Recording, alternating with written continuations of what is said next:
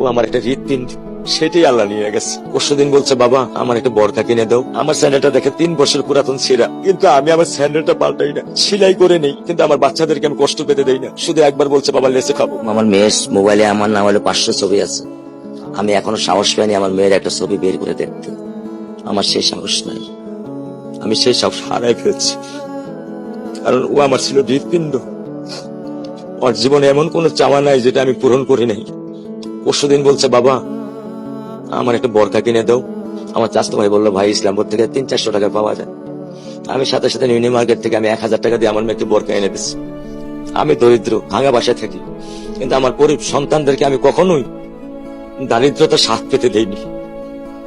দারিদ্রতা স্বাদ পেতে দেইনি। আমার বড় মেয়েকে এখন আমি সেলোরার থেকে জামা কিনে দিই। আমার স্যান্ডেলটা দেখেন 3 বছর পুরাতন ছেঁড়া, কিন্তু আমি আমার স্যান্ডেলটা পাল্টাই না, সেলাই করে নেই, কিন্তু আমার বাচ্চাদেরকে আমি কষ্ট পেতে দেই না। শুধু একবার বলছে, বাবা লেসে খাবো। আমি 1 মিনিটও দেরি করিনি, 1 মিনিটও আমি দেরি করিনি। ও আমার একটা হৃৎপিণ্ড, সেটাই আল্লাহ নিয়ে গেছে। আলহামদুলিল্লাহ, শুকরিয়া, আল্লাহ দিছে, আল্লাহ নিয়ে গেছে। আমার কোনো কষ্ট নেই। আমি তো চাইলে পারতাম না, অনেক দম্পতি আছে যাদের সন্তান নেই। আল্লাহ দিছে, আল্লাহ নিয়ে গেছে। আমি আলহামদুলিল্লাহ করি আল্লাহ গেছে। আমার কোনো কষ্ট নেই, আমার কোনো কষ্ট নেই।